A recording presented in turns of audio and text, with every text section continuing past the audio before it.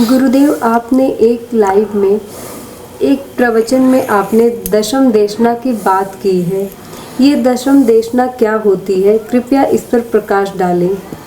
सीमा रावत, मुंबई से। दशम देशना में क्या था कि एक्चुअली वैसे तो ये बड़ा विस्तारित प्रश्न है, लेकिन इसमें कुछ चीज़ों के बारे में जो हमारे पूरी दुनिया को जो हमारी देन है भारतीयता की, वैदिक संस्कार की, हमारे हिंदुत्व की और हमारे गुरुओं की जो एक सबसे बड़ी एक देन पूरी दुनिया को है, उन दुनियाओं, उन विषयों को, उन तथ्यों को, उन सत्यों को ही हम दशम देशनाओं के रूप में परिभाषित करते हैं। जैसे जब हम एक से लेकर के 10 के क्रमांक में उन संख्याओं से संबंधित जो हमारे जीवन के आधारभूत स्तंभ हैं, उनको दशम देशना ही कही गई हैं। उस पर एक पुस्तक का निर्माण हम कर रहे थे, तो वो उसी दशम देशना ही पुस्तक का नाम है। तो उसमें हम वहाँ से शायद आपने ये एक बहुत पहले एक चर्चा हुई थी, वो कहीं आपने सुन लिया या पढ़ लिया होगा। तो इनमें से एक क्रमांक से हम चलते हैं तो 7 दिनों को मिला करके एक सप्ताह बनता है। ऐसे 4 सप्ताहों को मिला करके एक माह बनता है। 2 महीनों को मिला करके एक ऋतु बनती है। 6 ऋतुओं को मिला करके एक वर्ष बनता है। और 100 वर्ष को मिला करके एक शताब्दी बनती है। 10 शताब्दियों को मिला करके एक सहस्त्राब्दी बनती है। 432 सहस्त्राब्दी के बाद एक युग बनता है। 2 युगों का एक द्वापर युग होता है, 3 युगों का एक त्रेता युग होता है और 4 युगों का एक युग सतयुग होता है। और फिर 4 युगों में सतयुग, त्रेता युग, द्वापर युग, कलयुग और एक फिर उसको जब जोड़ते हैं तो वो महायुग कहलाता है। 72 महायुग का एक मनवंतर होता है। 1000 महायुग का एक कल्प होता है। एक नित्य प्रलय जो है वो एक महायुग को प्रतिनिधित्व करती है। धरती पर जीवन का अंत और आरंभ उससे प्रारंभ होता है। एक नैमितिका जो है वो एक प्रलय को रिप्रेजेंट करती है और वो एक कल्प के बराबर होती है, जिसमें देवताओं का भी अंत हो जाता है और सभी तरह की सृष्टि का समाप्त हो जाता है।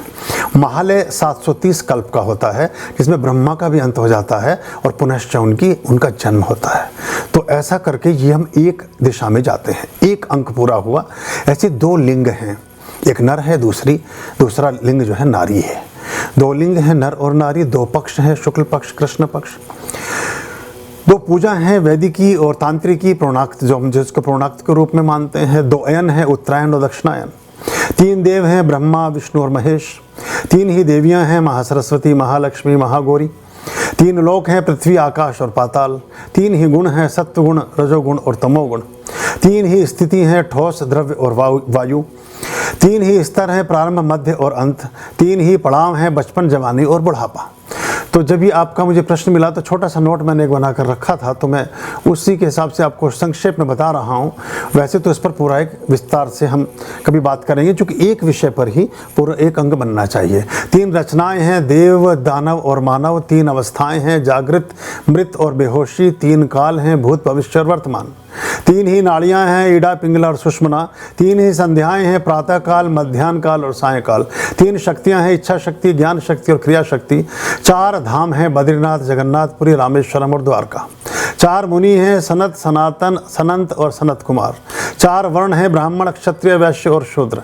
4 ही नीति हैं, साम, दाम, दंड, भेद। 4 ही वेद हैं, सामवेद, ऋग्वेद, यजुर्वेद और अथर्ववेद।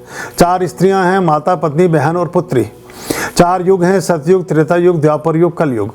4 ही समय हैं, सुबह, शाम, दिन, रात। 4 अप्सराएं हैं, उर्वशी, रंभा, मेनका, तिलोत्तमा। 4 गुरु हैं, माता, पिता, शिक्षक और आध्यात्मिक गुरु। 4 प्राणी हैं, जलचर, थलचर, नभचर, उभयचर। 4 जीव हैं, अंडज, पिंडज, स्वदेज और उद्भिज। 4 वाणी हैं, ओंकार, अकार, उकार और मकार। 4 आश्रम हैं, ब्रह्मचर्य, गृहस्थ, वानप्रस्थ और संन्यास। 4 भोज्य हैं, खाद्य है, पेय है, लेही है, चौष्य है। 4 पुरुषार्थ हैं, धर्म, अर्थ, काम और मोक्ष। 4 वाद्य हैं, तत् है, सुशिर है, अवनद्ध है और घन है। 5 तत्व हैं, पृथ्वी, अग्नि, जल, वायु, आकाश। 5 देवता हैं, गणेश, दुर्गा, विष्णु, भगवान शंकर और सूर्य। 5 ज्ञानेंद्रियां हैं, आँख, नाक, कान, जिह्वा और त्वचा। 5 कर्म हैं, रस, रूप, गंध, स्पर्श और ध्वनि। 5 उंगलियां हैं, अंगूठा, तर्जनी, मध्यमा, नामिका और कनिष्ठा।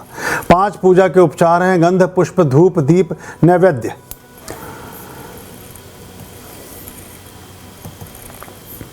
5 अमृत हैं, दूध, दही, घी, शहद, शक्कर। 5 प्रेत हैं, भूत, पिशाच, वैताल, कूष्मांड और ब्रह्म राक्षस। 5 स्वाद हैं, मीठा, चरखा, खट्टा, खारा, कड़वा। 5 वायु हैं, प्राण, अपान, व्यान, उदान और समान। 5 इंद्रियां हैं, आँख, नाक, कान, जीभ, त्वचा, मन। 5 वट वृक्ष हैं, सिद्धवट जो उज्जैन में है महाकाल मंदिर में, अक्षय वट जो प्रयागराज में है, बोधि वट जो बोध गया में है भगवान विष्णु की नगरी, वंशी वट है जो वृंदावन में है भगवान श्री कृष्ण की नगरी, साक्षी वट गया में है। 5 पत्ते हैं, आम, पीपल, बरगद, गूलर और अशोक। 5 कन्याएं हैं, अहिल्या, तारा, मंदोदरी, कुंती और द्रौपदी। 6 ऋतुएं हैं, शीत, ग्रीष्म, वर्षा, शरद, वसंत और शिशिर। 6 ज्ञान के अंग हैं, शिक्षा, कल्प, व्याकरण, निरुक्त, छंद और ज्योतिष। 6 ही कर्म है, देव पूजा, गुरु पूजा, स्वाध्याय, संयम, तप और दान। 6 दोष हैं, काम, क्रोध, मद, लोभ, मोह और आलस्य। 7 छंद हैं, गायत्री, उष्णिक, अनुष्टुप, बृहति, पंक्ति, त्रिष्टुप और जगति। 7 स्वर हैं, सारे, गामा, पा, धा, नी। 7 सुर हैं, सड़ज, ऋषज, गांधार, मध्यम, पंचम, ध्यवत, निषाद। 7 चक्र हैं, सहस्त्रार, आज्ञा, विशुद्ध चक्र, अनाहत चक्र, मणिपुर चक्र, स्वाधिष्ठान चक्र और सप्तम है मूलाधार चक्र। 7 वार हैं, रविवार, सोमवार, मंगलवार, बुधवार, गुरुवार, शुक्रवार, शनिवार, रविवार। 7 तरह की मिट्टी होती हैं, सप्तमात्रिका जिसको कहा गया है, जो पूजा पाठ में हम इस्तेमाल करते हैं वो मिट्टियाँ लाई जाती हैं 7 स्थानों से। वो स्थान है गौशाला, गुड़साल, हाथीसाल, राजद्वार, बाम्बी की मिट्टी, नदी का संगम और तालाब।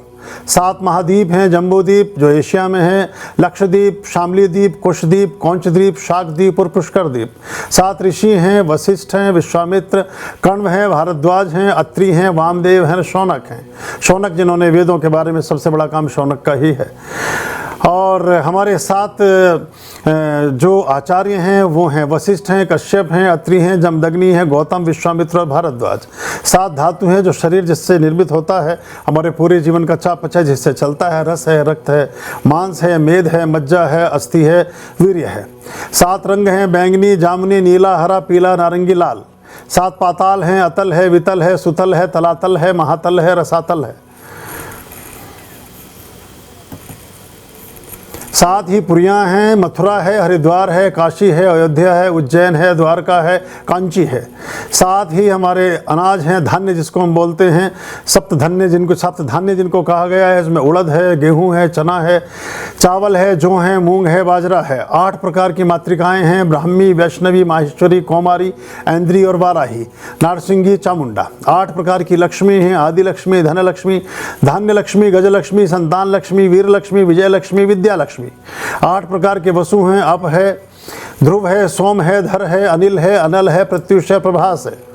एक के बारे में 2-2, 4-4 घंटे की बोलने वाली बात है, पर संक्षेप में आपने पूछा है तो मैं संक्षेप में बता रहा हूँ आपको। 8 प्रकार की सिद्धियाँ कोई मनुष्य प्राप्त कर सकता है जिससे सभी तरह के जीवन की सर्वोच्चता को उपलब्ध हुआ जा सकता है। वो सिद्धियाँ हैं, अणिमा है, महिमा है, गरिमा है, लघिमा है, प्राप्ति है, प्राकाम्य है, ईशुत्व है और वशित्व है। 8 प्रकार की धातु हैं दुनिया में, सोना, चांदी, तांबा, सीसा, जस्ता, टिन, लोहा और पारा।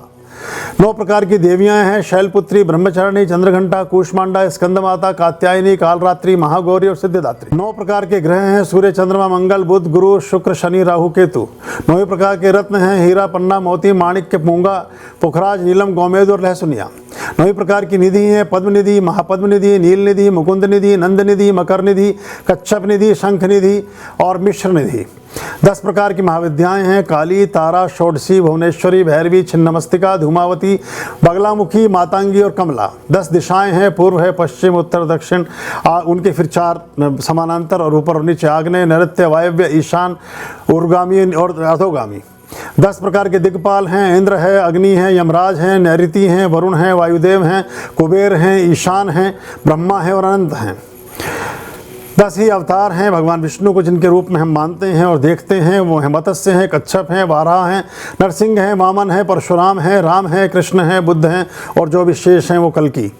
10 प्रकार की सतियाँ दुनिया में हुई जो स्त्रियों के मातृ सत्ता के रूप में जिनकी विशेष प्रतिष्ठा है। उनमें सावित्री, अनुसुईया, मंदोदरी, तुलसी, द्रौपदी, गांधारी, सीता, दमयंती, सुलक्षणा और अरुंधति। ये 10 देशनाएँ हैं जिनमें हमारे पूरे जीवन का हिंदुत्व का एक सार समाहित है और जो हमें पूरे प्रतिपल हर दिशाओं में अलग अलग ढंग से इसमें सारा विज्ञान है, इसी में सारा मैथ है, इसी में सारी तरह की चीज़ें समाहित हैं, इसी में जीवन है, इसी में मरण है, इसी में पूरा प्रकल्प है, इसी में उत्साह है, इसी में उमंग है, इसी में पतन है, इसी में उत्थान है। सब इन 10 देशनाओं के मध्य ही जीवन की गतियाँ हमारी निरूपित होती हैं, निश्चित होती हैं और संपादित होती हैं। अभयाम्बा भज रे चित्त संततं